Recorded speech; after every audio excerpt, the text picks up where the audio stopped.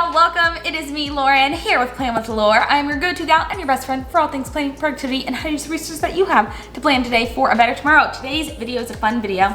I mean, welcome to our very empty apartment, but we're celebrating 2 years of Plan with Laur. I've talked a little bit about this. It's 100% not where I thought I would be, but I'm just like so happy, so excited, and I wanted to do this video to do more kind of a reintroduction myself. I never officially introduced myself on my channel, so I guess this is also like my first ever introduction, but I preach a lot about how you never know when people are gonna find you on your journey, right? You never know where they are on their journey or where you are on your journey. So I wanted this video to kind of be a compilation, life updates, we'll talk planners, and I'm just gonna answer a lot of the questions that I get. I have my makeup, you can't see it, but I promise you I have all of my makeup next to me. So I was gonna do this video kind of like a get ready with me. I'll talk about the products I'm using, talk about the things that I love. But before we jump into all of these questions, as I said, y'all, I'm in a completely empty apartment right now. So I do have a question for you. What is your absolute favorite thing in your house, your apartment, wherever you may live,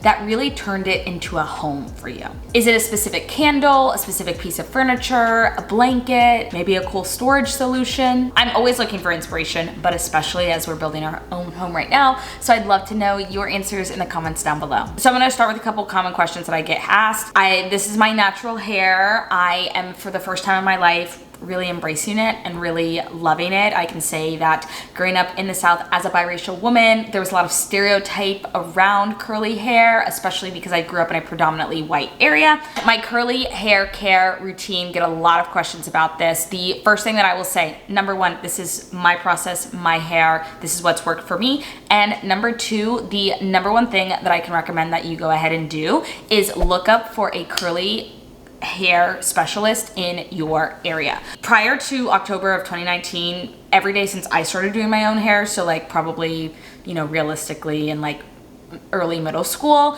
I put heat on my hair every single day. I was always trying to straighten it, always trying to make it straighter, always trying to fit in.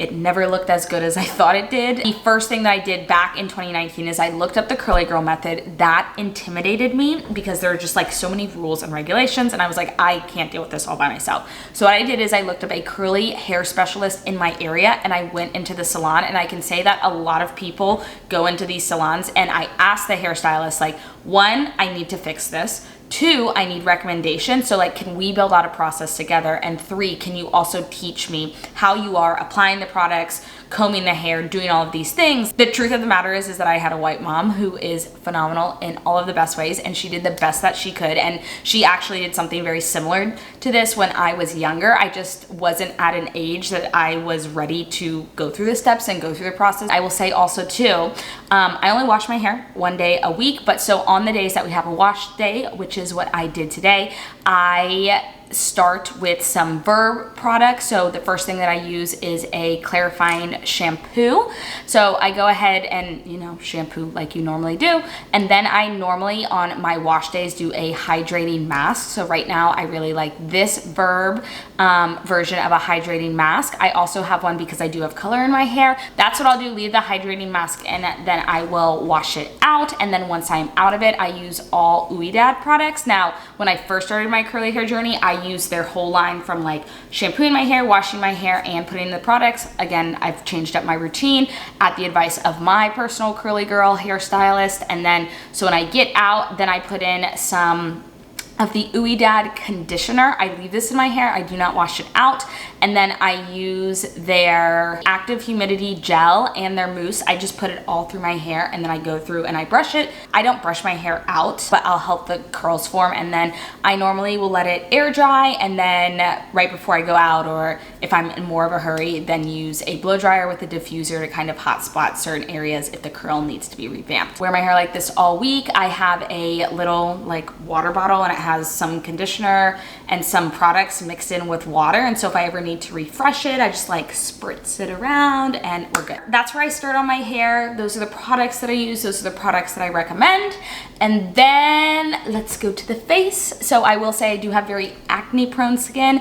I'd never had acne prone skin until 2 years ago. I really like skincare. This is one thing about me.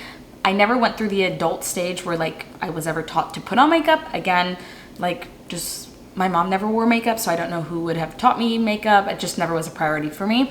But I've always really liked skincare. So I double cleanse my face. I use this brightening wash. It is from Barefaced, which is a brand created by a nurse practitioner. It is very pricey. Also in the description down below, we'll link some of my favorite brightening cleansers just in the description down below that are cheaper, do the exact same thing. I just personally like this product the best. And then I also use this Vino Pure cleansing.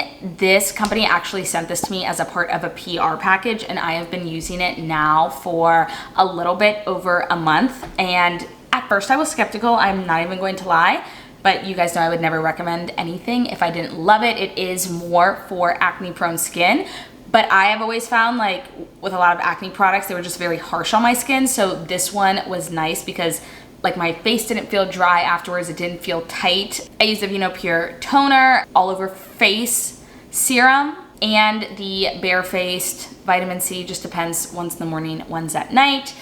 I also then use a hydrating serum from Barefaced. And then my favorite moisturizer, my go-to moisturizer, is the Neutrogena Hydro Boost. I use the Black Girl sunscreen. I put it on every single day, whether I'm wearing makeup, not wearing makeup. That's also just like my skin routine, no matter what. But today we are putting on makeup, like a regular casual look if I wasn't on camera, and then what I will do if I am on camera. But I do just know I'm putting on right now. This is the Pure 4-in-1 Correcting Primer. I normally don't do this unless I am getting ready to go on camera or if I'm filming. So today I am actually batching some of my videos for October. Once a month I try to carve out 1 day or 2 days to go ahead and batch some of my content. Now, batching content is creating it in advance. This works for me as a corporate professional, as a content creator, and someone who like occasionally wants to have a social life. This is what works best for me, is to carve out time to go ahead and create these videos to make sure that I can show up consistently. And then during the week, I can focus a lot more effort on my Patreon membership community, as well as like my Instagram and social presence. It is also worked out really well because usually during the weekends that I batch some of my content, which this is funny, this is literally a question, John Michael will actually like go golfing, or right now he's actually out of town. He's hanging out in Denver with some of his friends. And so it's just me. Minnie is asleep on the floor. Perfect dog, literally obsessed with her. So this is Ilia Beauty. This is their concealer. I got it in a lighter version and then I got it in a darker version. They do a skin color matching that you can just like submit a picture, and then I went, again, 1 shade darker, 1 shade lighter than they recommended. I put the lighter shade under my eye, and right now I'm going through and I'm putting the darker shade on any, like right here, I have some active, any blemishes right now. As I go into this next question, I'm using a beauty blender to go ahead and blend all of this into my face before then I start like really getting into my product. So the next question that I'm then asked is, who is your team? How did you know when it was time to start working with a team, and what does that look like? So for Plan with Laur right now, I am actively working with a video editor, Katie. She's phenomenal. She helps me video edit. And then I'm also working with a virtual assistant, Tristan. Tristan and Katie both do so much, and I decided to start working with them when I was doing more administrative tasks than actually being creative for Plan with Laur. And so one, I hate video editing, always have hated video editing. And so some of the best business advice I've ever been given is the things that you don't like to do, outsource. And I will first off say that I understand that it is a massive privilege to be able to do that in the capacity that I am now. But I know it was also really important to me to be able to pay people what they are worth and what they are charging for the skills that they are providing. One literal example of this is because Katie is editing my videos and I don't have to worry about editing all of my YouTube videos, which for me, probably like 4 or 5 different hours to just edit the video alone. I can now put that time and energy into creating reels or creating TikToks, or I can show up and answer more DMs or show up on my stories more. So it allowed me that space. It like literally gave me time back.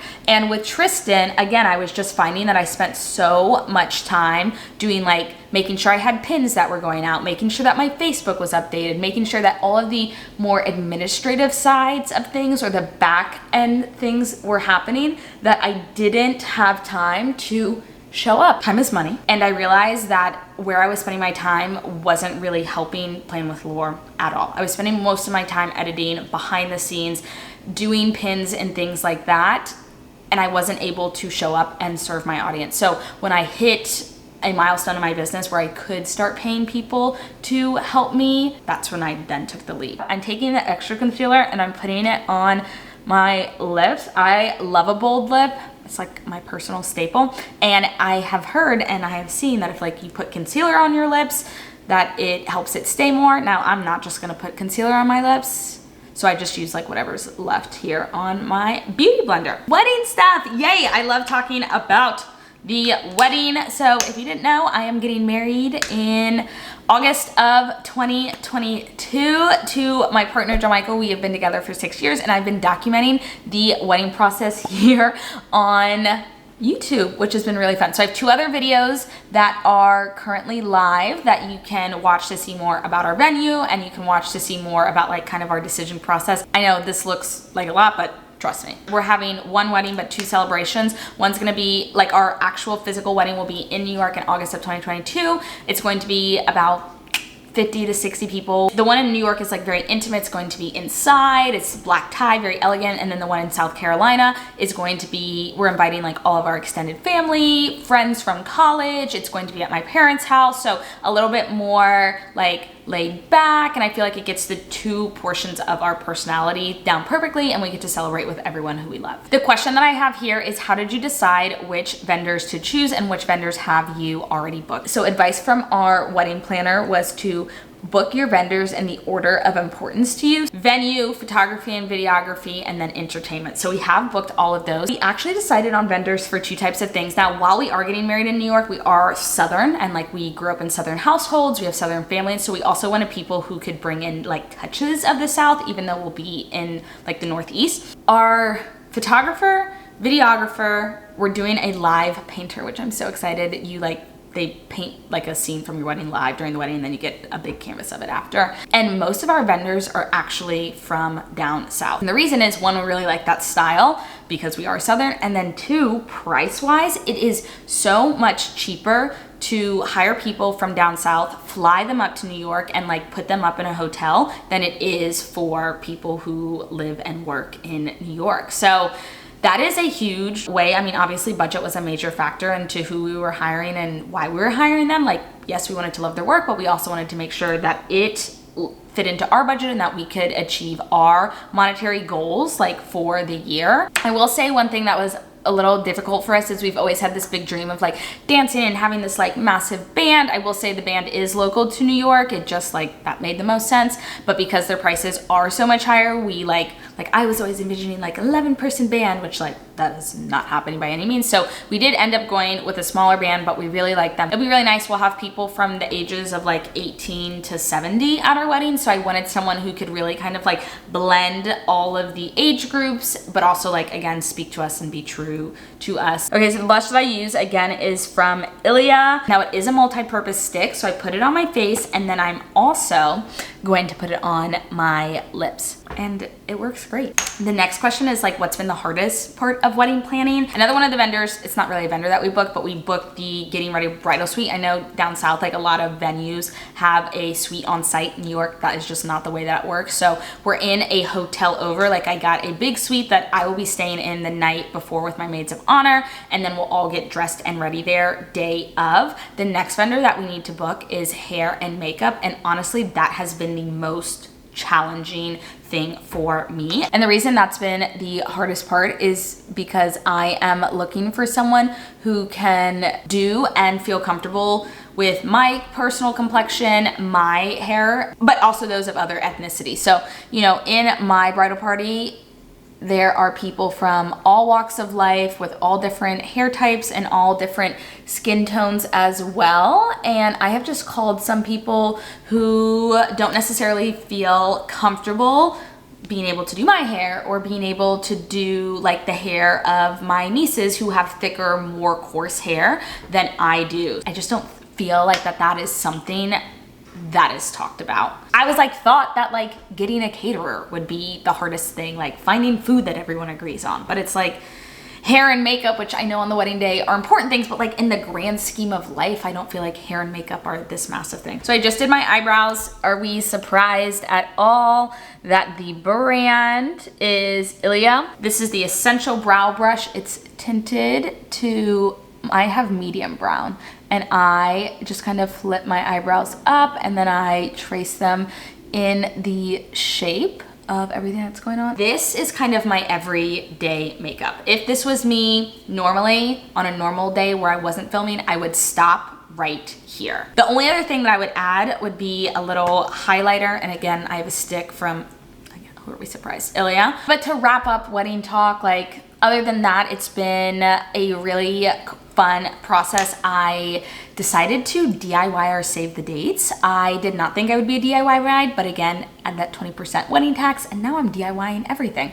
So I DIY'd or save the dates. I made them on Canva. They are coming to our house. We're actually having a little save the date stuffing party. My maid of honor is gonna come over randomly. The best man is also gonna be in town. So we're just gonna have like wine and cheese, and we're gonna all stuff the save the dates and send them out to people. If you want more like in the moment wedding updates, I post a lot over on my Instagram page, as well as I'm on wedding TikTok. So that's a place that I'm hanging out lately. So the next thing that we are on is planners. Okay, so the first question that I got is, what is my current planner lineup? But then I also got a lot of questions like, what's my 2022 lineup? So let's discuss. My current planner lineup is an Erin Condren hourly, just my type, neutral life planner. And that's like my every single day planner. I'm also using the Erin Condren wedding planner, and I have an Erin Condren A5 that's in the Petite Folio. And then also in the Petite Folio, I have the Moxie Life Goal Setting. This is Rodan & Field's Timeless foundation. So it's pretty dark, and that is the color that my skin turns in the summer. Like if I'm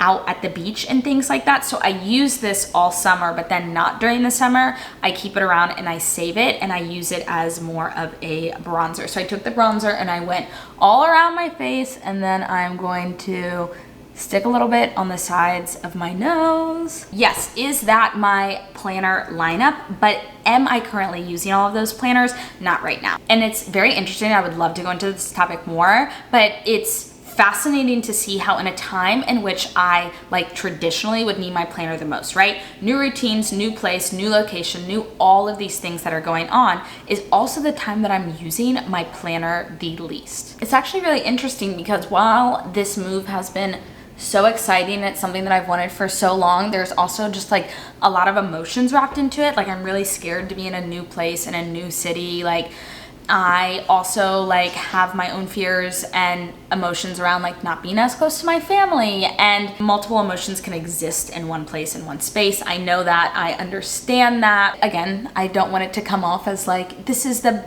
best decision ever. I probably will look back in a year or two and be like, yeah, 100% it was the best decision ever, but I'm not actively feeling that right now. So it's also kind of sad to me that I am not picking up my journal as much, because it's like, if you can't see, I'm having like an internal crisis about this, because on the one hand, I believe in the power of journaling and believe so hard about the like benefits about it, hence why I have my own journal.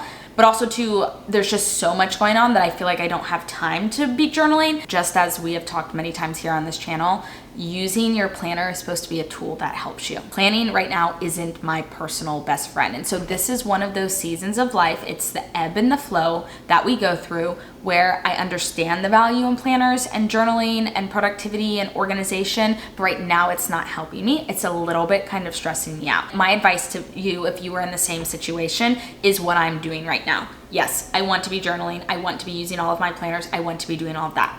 That is not realistic for me right now. So what I'm doing is I'm slowly starting to integrate things back into my routine and into my lifestyle that are going to be beneficial. So right now, that is my life planner. That's my main planner. And I'm not even like planning full weeks in ahead and like doing all of these massive spreads. I'm literally writing to-do lists in it. And that is so that I can start getting back into the habit of daily planning and back into the habit of using this planner. Now, once I feel comfortable and confident in that, then I will start to re-enter my journal and re-enter, you know, all of the other systems that I'm using on a day to day. Next, so what are we thinking about a 2022 planner lineup? Now, if you guys saw the 2021 planner lineup, and it's been funny to see the planners that I started with to the planners at the end of the year. That being said, I definitely know that I'm gonna stick to the life planner, and I definitely want to continue journaling.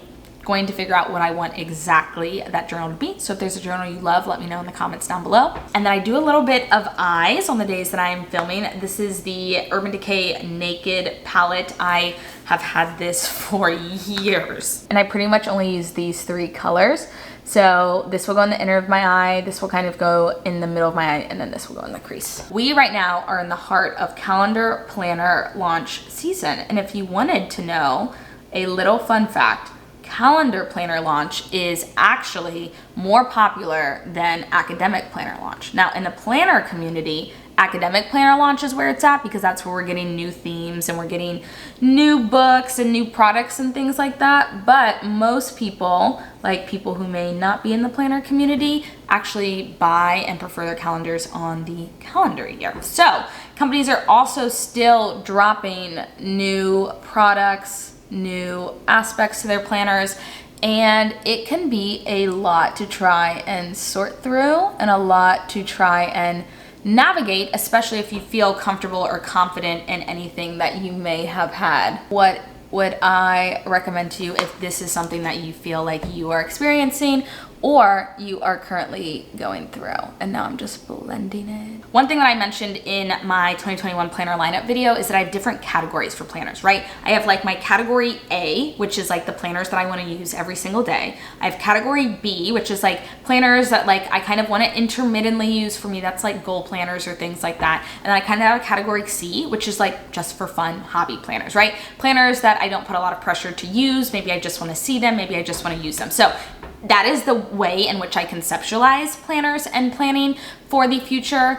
But if, you know, maybe you're like, I don't want all of those planners, or I really want to stick to 1 or 2 planners, I would say, you know, write this down. Take down a piece of paper and write out what you want exactly in a planner, right? What are the reasons that you're using a planner? What are you hoping to gain out of a planner? And is it possible to do what you want in a singular planner? I know that, you know, the companies are marketing to us that you need to have all of these different planners. And listen, I'm a multiple planner user. I have told you now probably 3 times what my lineup is. But think to yourself, could this be done in one planner? Is there a way to combine this? Because I will say that I have personally had way more success by having 1 or 2 planners that are in my lineup rather than having 5, 6, 7 planners, all the things I have to do. I sit down just with a piece of paper and I write out, what are my goals for this upcoming year with my planner? And like, these are some of the categories and some questions that I would ask myself. Do I want to stick to one planner? Do I want to try out a new brand?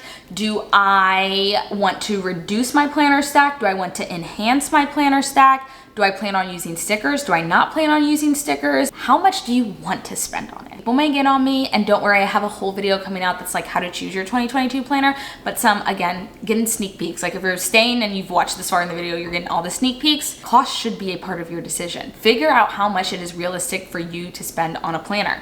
And then ask yourself, do I want to spend that all in one sitting? Or, you know, maybe I want to buy a planner midway through the year and I want to keep that budget to it. So I'm still finalizing it. Some things that I know for myself, I want to keep it to 2 planners plus a wedding planner. Like I want all of the stuff that I'm planning with to be able to come with me. So I'm probably going to continue to like not use as many stickers and like get all of that in. But that's where we are with planners. If you have an idea of what your 2022 lineup's going to be, let me know. Now I'm going to take, this is Beauty Concepts Smoky Eyeliner. Again, how do people do this? And I just do a very thin line. I personally want it to look more like eyeshadow than like actual eyeliner. And I've done it with eyeshadow before, but for me, it just does not stick. Also, I'm pretty impressed that I did that in the camera. I'm not gonna lie to y'all. Okay, so this is the Too Faced Better Than Sex mascara. This one was gifted to me. And then like my go-to is just the CoverGirl Lash Blast. Okay, so we're getting to the end of my routine here. I'm gonna answer like 2 more questions. The first one, I feel like I've already answered a little bit, but is like, how is it adjusting to life in New York City? And the honest answer, it is exciting, terrifying, emotional, all of the adjectives. I will say a couple things that I've really enjoyed since being in the city is Joe Michael and I both have significantly more of a social life than we did down south. Even though we have more friends and like more family down south, it's just been like everyone's apartments are so small. So yeah, you go and you like see people's apartments, you might hang out, but like most times you're going to do something, whether it's going to the park or you're going outside to eat on the patio or you're doing something. Part of me kind of loves it because yes, there definitely is a culture of like, hey, we're just getting drinks tonight. If you want to stop by, stop by. But there's also like a, I want to see you, let's plan to do something. I'm like, yes, I love a plan. That is who I personally am. I am a Broadway musical,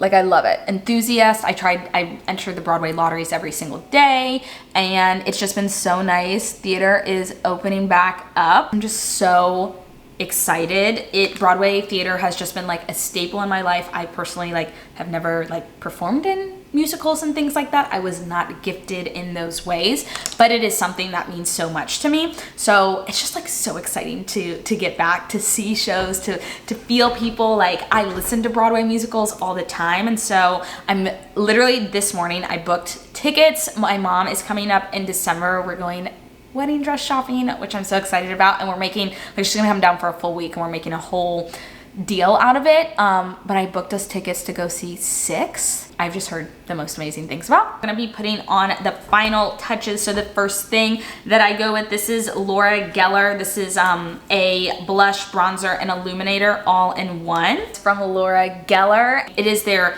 pink buttercream. I know I already put on some blush, but again, we wanna be camera ready. And if you can just like see here that the camera washes you out, especially when you have all these lights on you. So I go through and I add some additional here throughout. All right, one last question as I am going ahead putting on my lipstick. Or is a Beauty. I probably got it at a drugstore or something along those lines, and then it's like kind of in a deeper red. Last question. I feel like I always get this question is what can we expect next from Plan with Laur? And let's get honest with each other for a second. I'm trying to be more vulnerable and like honest and open in my content. So obviously Plan with Laur has become more than I ever thought it was going to be, and that is so exciting, and that is something that I'm super thankful for. I will say that I am kind of struggling to figure out where I personally want everything to go next. So obviously planners and planning will always be a massive part of my personal content and what I want to be building and what I want to be talking about. But I will say is that I have had the opportunity to do some collaborations, and more recently with like more kind of lifestyle brands, skincare brands, clothing brands, and I have some really exciting things coming up for October in that realm. And so I am personally thinking like, what does